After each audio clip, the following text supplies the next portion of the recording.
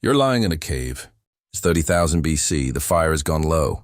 And next to you, close enough to touch, is someone who died this morning, not buried, not gone, still there. And nobody in the group thinks this is strange. This isn't a horror story. This is just Tuesday in the Paleolithic. And the more archaeologists dig into how our ancestors treated their dead, really dig, through layers of ochre and bone and deliberate arrangement, the stranger and more unexpectedly human the picture becomes. Because here's the thing nobody tells you about ancient burial practices. The word burial is almost too clean, too final. What our ancestors actually did with their dead was far more complicated, far more intimate, and in some cases, far more unsettling than any textbook gives them credit for. So let's talk about it. Let's start with what we actually know, because the evidence is genuinely remarkable. The oldest confirmed intentional burial in the archaeological record comes from a site called Shanidar Cave in Israel, dating to roughly 100,000 years ago. Researchers found the remains of a child deliberately placed in a grave with a set of deer antlers laid carefully across the body. Not dropped, not discarded, placed with intention. With what looks, at 100,000 years of distance, a lot like tenderness, but even before that, there's evidence from Shanidar Cave in Iraq, where Neanderthals, not even Homo sapiens, the other guys, appear to have buried their dead with flowers. Pollen was found concentrated around the remains of an elderly male who had clearly survived significant physical disability, injuries that would have required long-term care from others to survive. He lived, he was looked after, and when he died, someone put flowers on him. For decades, this was considered one of the most moving discoveries in all of archaeology. Then some researchers argued the pollen might have been deposited by burrowing animals. Then other researchers pushed back on that. The debate is still technically open. But here's what isn't debated. The Shanidar Neanderthal had severe injuries and lived anyway. Somebody kept him alive, and he ended up in a deliberate burial context. Whatever you think about the flowers, the care was real. That matters. Because it means the story of humans and their dead isn't a story that starts with Homo sapiens. It's older than our species. But here's where it gets genuinely interesting and strange. The assumption most people carry around about ancient death practices goes something like this. Someone dies. People are sad. They bury the body and move on. Clean. Categorical. The living are here. The dead are there, and a line gets drawn. That is not what the archaeological record shows. What it shows, across dozens of sites spanning tens of thousands of years, is something far more ambiguous. The dead in many ancient cultures were not simply gone. They were kept. They were handled. They were revisited. In some cases, the same body was interacted with across multiple seasons, sometimes multiple years, before anything approaching a final resting place was involved. In Europe, Paleolithic sites have yielded human bones, skulls particularly, with cut marks that are inconsistent with butchery but consistent with deliberate defleshing. Not to eat. To preserve, to keep. Skulls were then modified, edges smoothed. In some cases, turned into cups, or what researchers believe were display objects. The Gough's cave site in Somerset, England, dated to around 15,000 years ago, contains human skulls that were carefully shaped after death. 3 individuals, their skulls meticulously cleaned and crafted into what appear to be ritual vessels. You can react to that however you want, but the craftsmanship involved is undeniable. This was not careless. This was deliberate, skilled, and time-consuming. Whatever was happening at Gough's cave, it was meaningful to the people doing it. Now let's talk about the sleeping, because that's the specific behavior the title promised you, and it's real, and it's documented, and the explanation for it is far more human than you might expect. The practice of keeping the dead physically close, sleeping near them, lying beside them, remaining in physical proximity for extended periods after death, shows up across multiple ancient contexts in ways that archaeologists have had to grapple with directly. At the Sunghir burial site in Russia, dated to around 34,000 years ago, 2 adolescents were found buried head-to-head in an elaborate joint grave, surrounded by thousands of hand-carved ivory beads that would have taken an estimated 10,000 hours of labor to produce. The arrangement of the bodies suggests they were placed facing each other carefully, with attention to orientation and proximity. But Sunghir is the formal, final burial. The interesting question is what happened before that point. Ethnographic records, studies of traditional cultures before or during contact with the modern world, give us some of the most important clues here.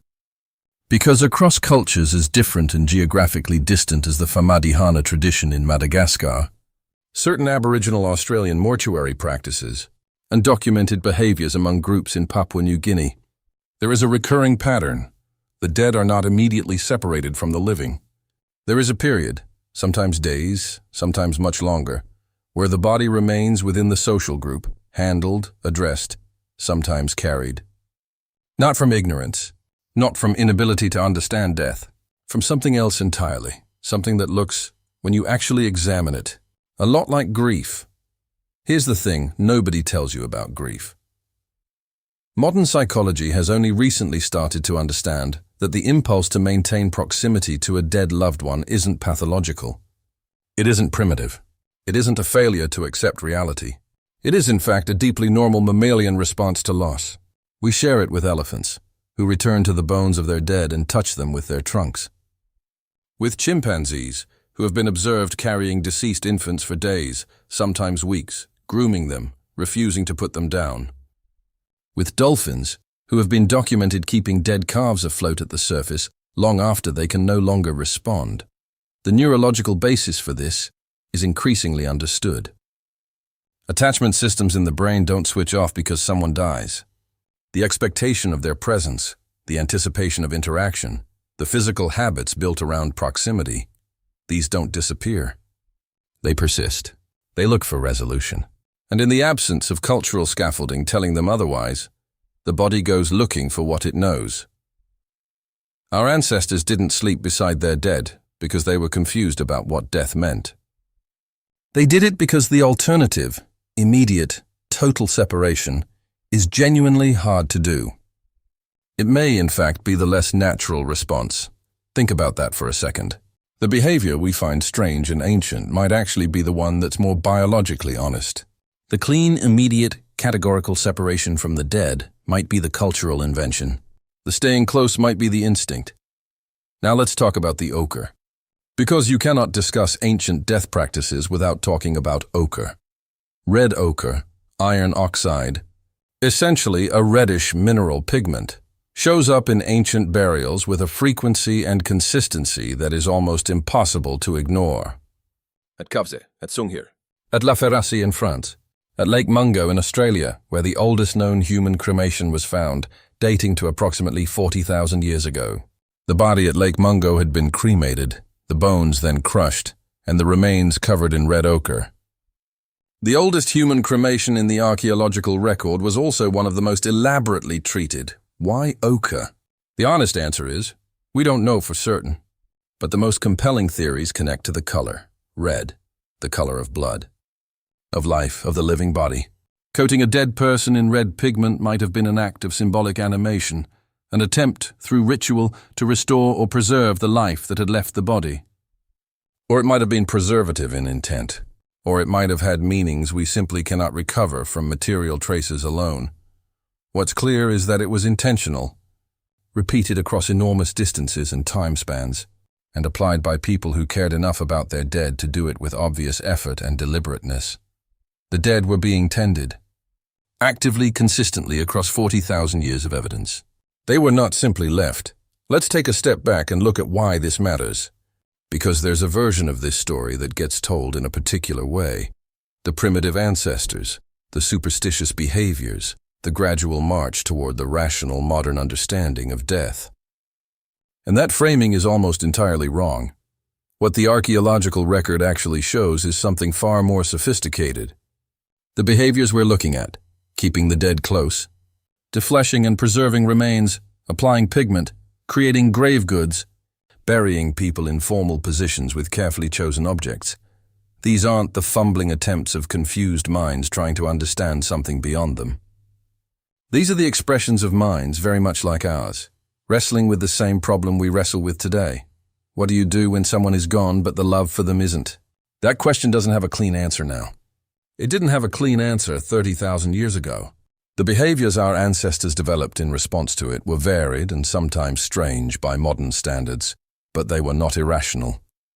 They were attempts at meaning-making under the most difficult conditions the human mind can face. Anthropologist Paul Pettit, who has spent much of his career studying Paleolithic mortuary behavior, argues that the evidence points to what he calls a mortuary landscape, an understanding among ancient humans that the dead occupied a specific kind of existence, separate from life, but not fully absent. Not alive, but not simply gone. Something else. Something that required ongoing relationship, ongoing attention, ongoing care. That's not primitive superstition. That's a philosophical position. It just happens to be one expressed in bone and ochre, rather than text.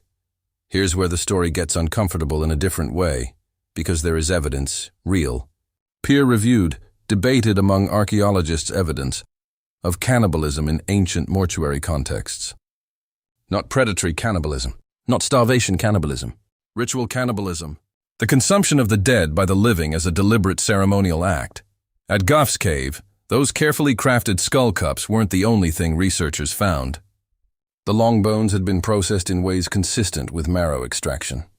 Human marrow. The same site, the same careful, skilled, deliberate people who shaped those skulls also ate portions of the bodies. This has been documented at multiple European Paleolithic sites. And before the easy revulsion kicks in entirely, it's worth sitting with the interpretations that researchers actually offer. In many ethnographically documented cultures, consuming part of a dead relative was considered an act of honoring them, of keeping them literally inside you, of refusing to let them be fully separate. It was, in its own terms, an act of profound intimacy that doesn't make it comfortable by modern standards. But it situates it. It makes it comprehensible as something other than horror. These were not monsters. They were people doing what people do, finding ways to hold on.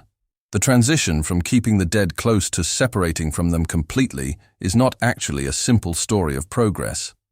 It's more interesting than that. Different ancient cultures landed in completely different places.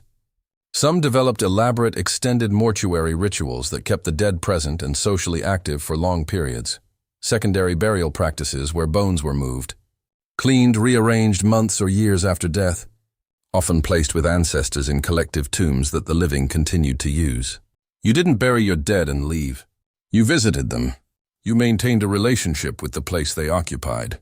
In Neolithic Europe, the evidence for this is striking. Long barrows, the great collective tombs of prehistoric Britain and France, were not sealed monuments. They were revisited. Bones were moved in and out. New bodies were added. Old bones were rearranged. These were not just places of the dead. They were active sites of ongoing relationship between the living and the dead that stretched across generations. Think about what that means. A grandmother buried in a long barrow might have her bones handled by her great-great-grandchildren, moved to make room, placed near other ancestors, incorporated into a collective arrangement that connected her to people she never met. Death, in that context, was not the end of the social relationship. It was a transition into a different kind of it. The clean break we expect, burial, mourning, moving on, is itself a historically specific cultural invention. It is not the human default. If anything, the archaeological record suggests the human default is closer to the opposite. So when did ancient humans stop sleeping with their dead? The honest answer is slowly, unevenly, and incompletely. Some practices persisted for thousands of years after others had ended. Some never fully ended at all. The Famadihana tradition in Madagascar, the turning of the bones, involves exhuming and rewrapping the remains of ancestors and dancing with them. It happens today. It happens as a celebration, as an expression of ongoing love. What we think of as ancient and what we think of as modern are not always where we imagine the line falls. What the full sweep of evidence shows is something that should probably not surprise us as much as it does. Humans have always had profound difficulty accepting that the people they loved are simply gone. The forms that difficulty takes, the careful burial, the preserved skull, the ochre, the grave goods, the bones moved and touched across generations, those forms change. The underlying feeling doesn't. 30,000 years ago, someone lay down next to a body in a cold cave because they weren't ready to let go. Maybe because they believed the dead person wasn't fully gone yet. Maybe because the warmth of a body is what sleep had always meant to them. Maybe because grief has no instinct for propriety and every instinct for closeness. Maybe because they just didn't know what else to do, and whatever they felt in that moment, that particular combination of loss and love and refusal to accept the absence, that feeling is not ancient. It is not primitive. It did not get left behind somewhere in the Paleolithic. You know exactly what it feels like, because you're human. And you always were.